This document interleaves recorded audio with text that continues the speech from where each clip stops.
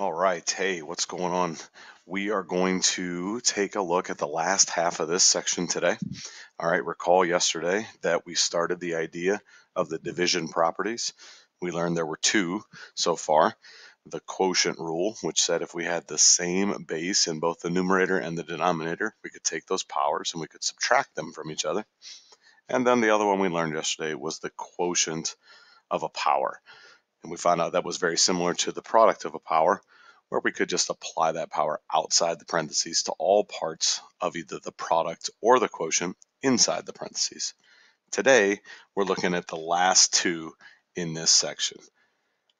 The first one being, well, what if we get an exponent power of 0? All right, most of you, I would think, if you just off the top of your head were to answer this question, would probably say that a 0 power.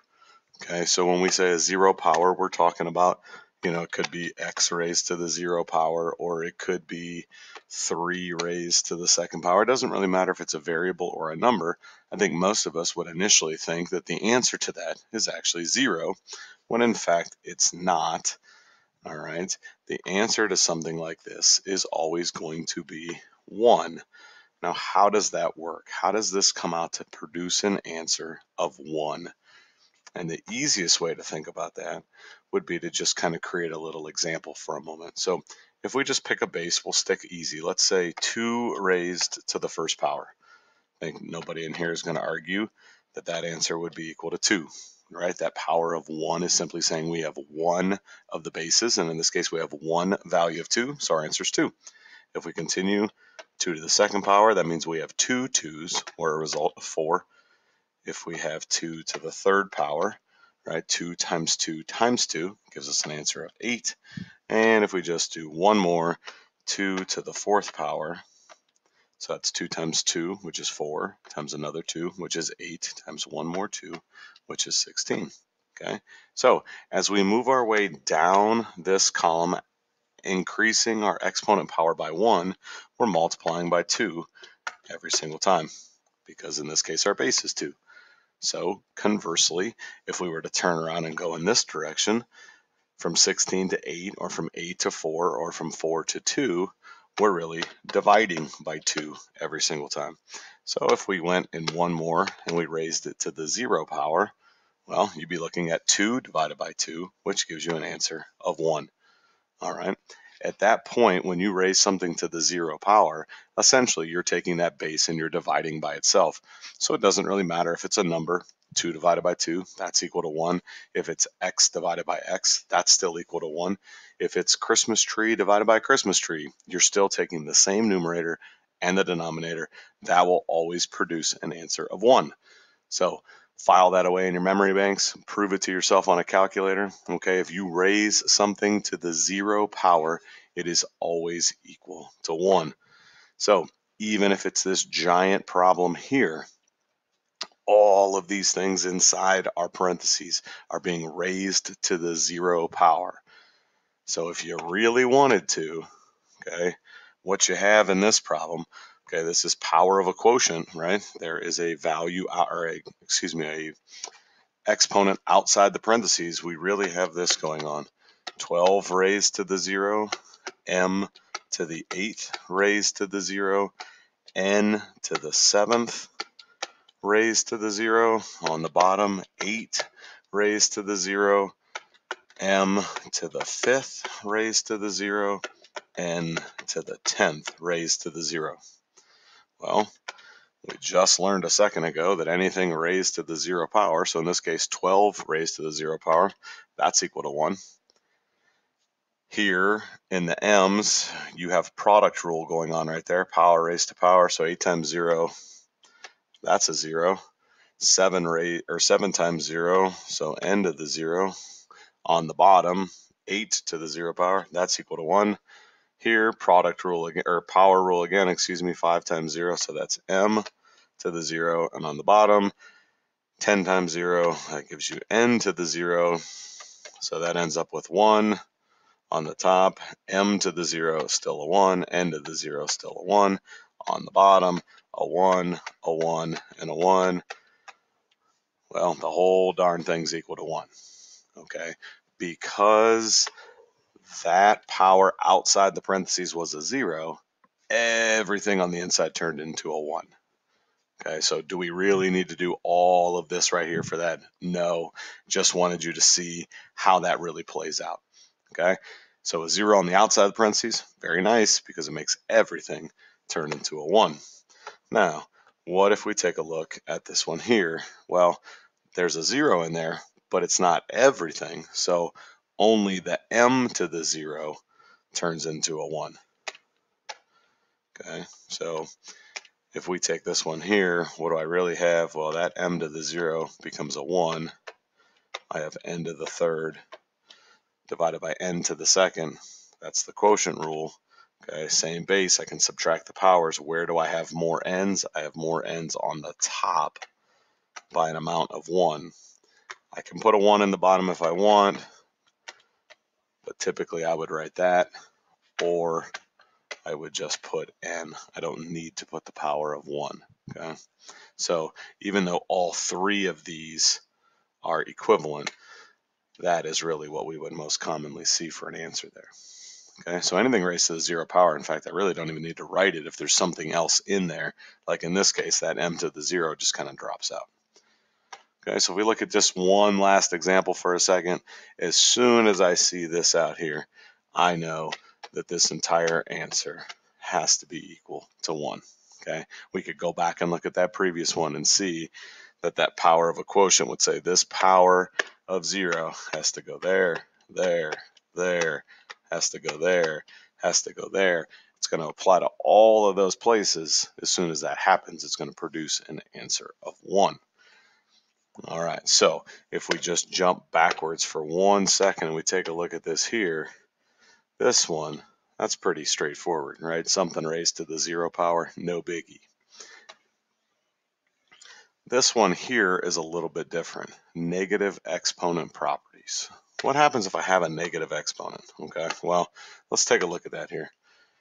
All right, so somehow, all right, for any non-zero number, a, and its integer n, okay, so a to the negative n, so if I have a base and a negative power, it says it's the reciprocal of a to the n, the reciprocal.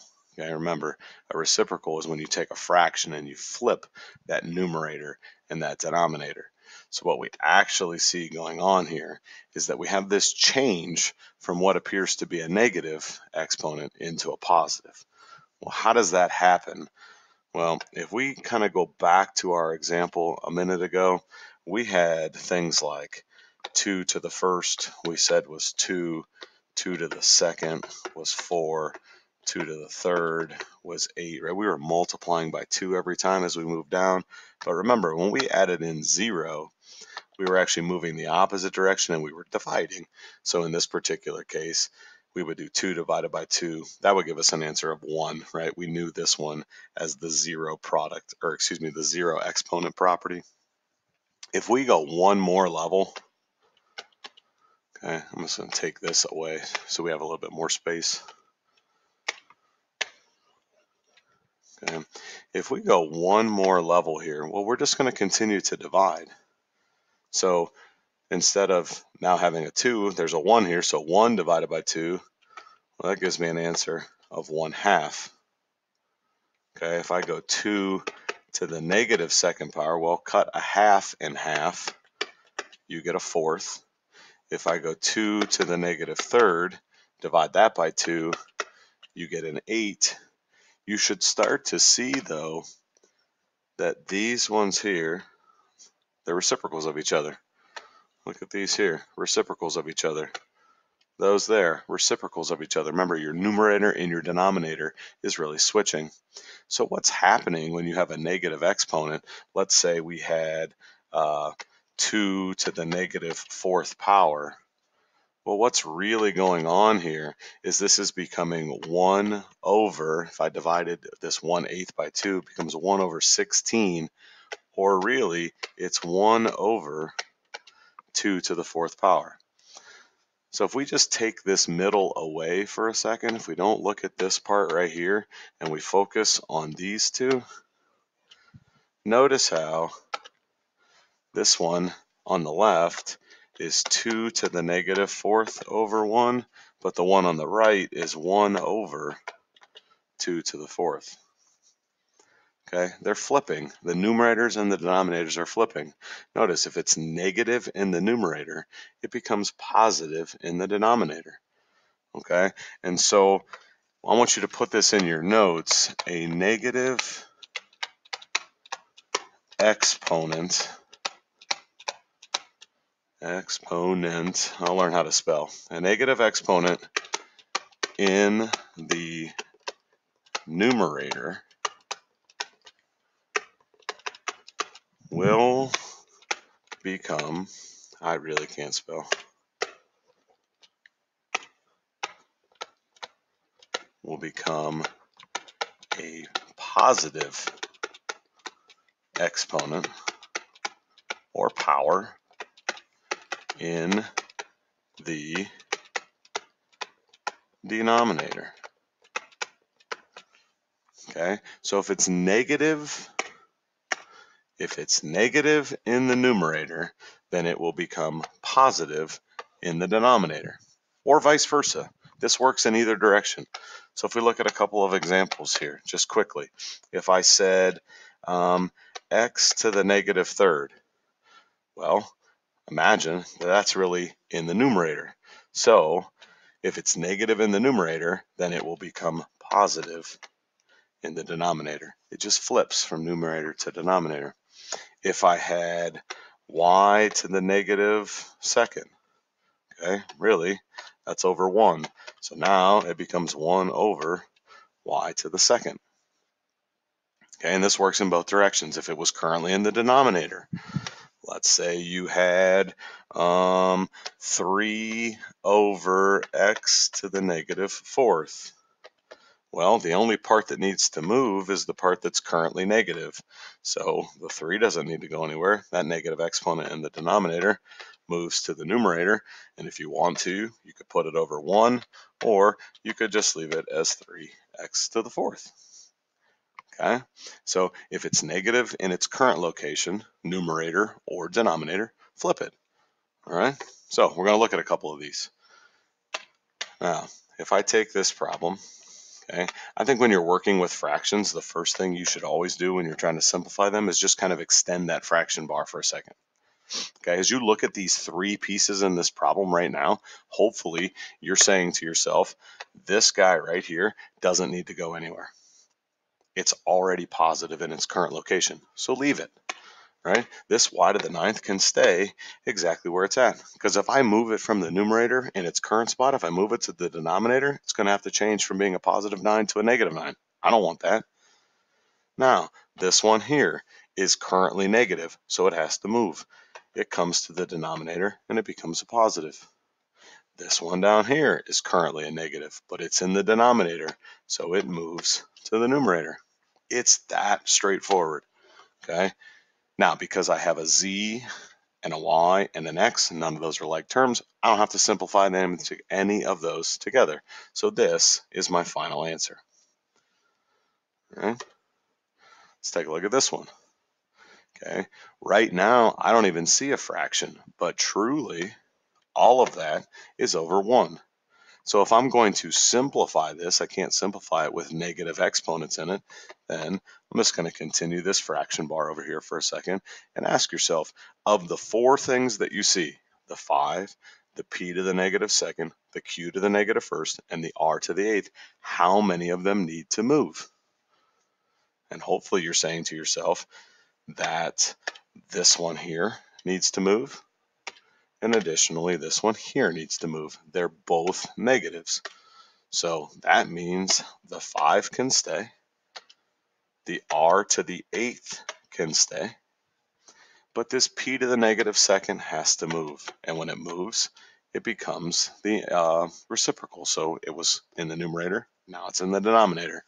This one here, q to the negative first, okay, becomes a q to the positive first in the denominator. You can write the 1, or if you want, you can leave the 1 go. Because the R, the P, and the Q don't have anything in common, that is my final answer.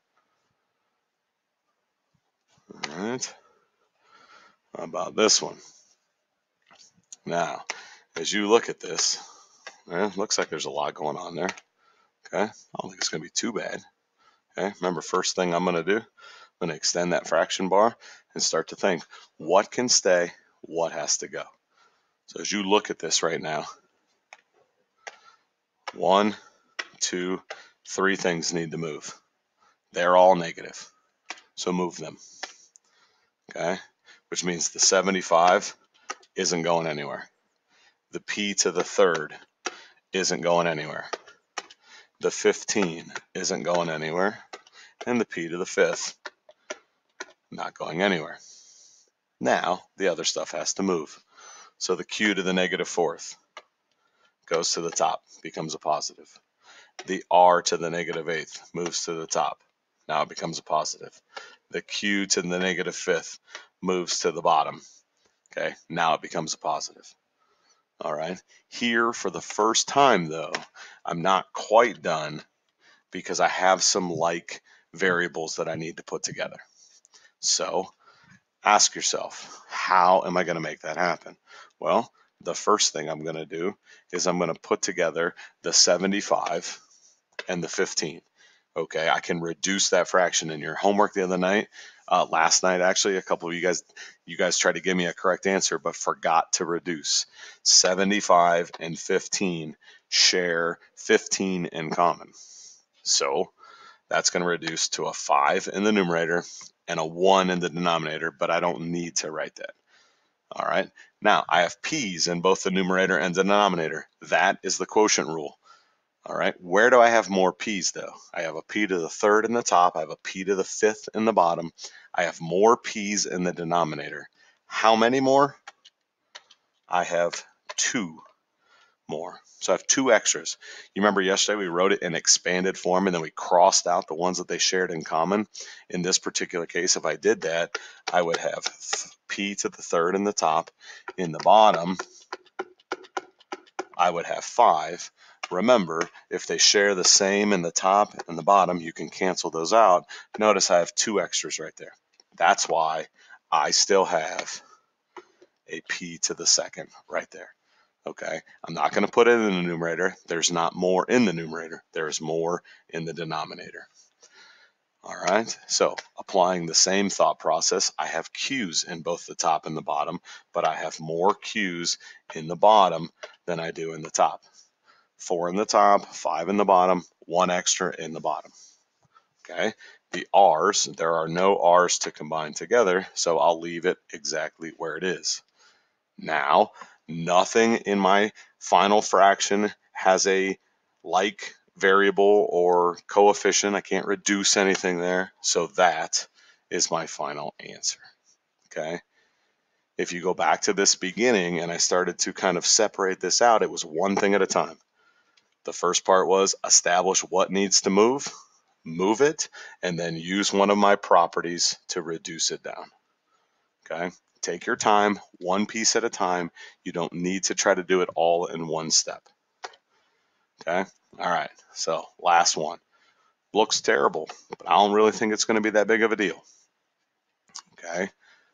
We have a power outside the parentheses. It has to be applied to everything on the inside of the parentheses. My suggestion to you, before you apply this power, I think your best bet is going to be to reduce what you see in the problem. Meaning, if there's something that's shared in common, or there are, there's variables of both x in the top and the bottom, there's y's in the top and the bottom, there's z's in the top and the bottom, there's negatives. So let's clean all of that up, just like we did in the last problem, and then we'll worry about this power of 3. Okay, so for a second, let's do this. We maybe need to make this a little bit longer. Okay, let's just clean everything up. So I'm going to leave the 36. I'm going to leave the x to the 5th. I'm going to leave the y to the 8th. I'm moving the z to the 3rd because it's negative. So for a moment, let's just go ahead and take all the things that are positive currently, and let's move them to where they need to be.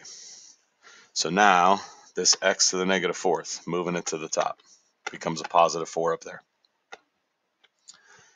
Okay, this z to the negative 6, it's going to become a positive when it moves up there. Z to the negative third, going to become a positive when it moves to the bottom. Okay, still haven't messed with the power outside. So for a moment, just leave it. Now, just like we did in the last problem, let's start to reduce some of this stuff and put it together. So 36 and 9 turns into a 4. That 4 is in the numerator because 36 is bigger than 9. Okay, if it was flip-flopped, if the 9 was in the top and the 36 was in the bottom, then that would reduce to 1/4 and the 4 would be in the bottom. All right, I see an x to the fifth and an x to the fourth, both in the numerator. That is the product rule. They are being multiplied up there together, so we add powers. Becomes x to the ninth. Okay, a y in the top and a y in the bottom. Now, that's the quotient rule because they're being divided, so we subtract. Where are there more? There are more y's in the top than there are in the bottom by an amount of 6. And lastly, I have z's in the top and I have z's in the bottom. Quotient rule again. Where are there more z's? There are more z's in the top by an amount of 3. Okay. And actually, at this point, I find out that I don't even need this fraction bar anymore because there's nothing in the bottom of the fraction. So really, it now looks like this. This isn't even here. Don't even need it. All I have to do at this point is I have to apply this power of 3 to each of those 4 places. So now, instead of having all of this over here originally that needed to be taken to the third power, I've simplified it down to just these 4 items. So that means I have 4 to the third power. I have x to the ninth to the third power. I have y to the sixth to the third power. And I have z, I have z to the third also being taken to the third power. Okay, so each of those items inside the parentheses being taken to the third power. So the last thing I need to do then, I'm going to try to get all that on there, is figure out what these results are. So 4 to the third, 4 times 4 times 4, that will be 64. X to the ninth to the third, okay, power raised to power, we multiply. X to the 27th. We're also going to multiply y to the 6th to the third, so that's y to the 18th. And it is z to the third raised to the third, that is z to the ninth. So my final answer, 64, x to the 27th, y to the 18th, z to the ninth.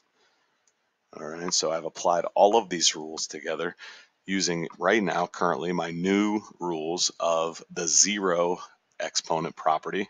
Anything raised to the 0 power is equal to 1. And secondly, the negative exponent property. If it's negative in the numerator, it becomes a positive power in the denominator. And if it's a negative power in the denominator, it becomes a positive power in the numerator. All right, so we are going to try these ideas today with 8 questions. You will see this in your Google Classroom after the video. If you need me, please come to office hours. Have a great day and a great weekend. See you guys.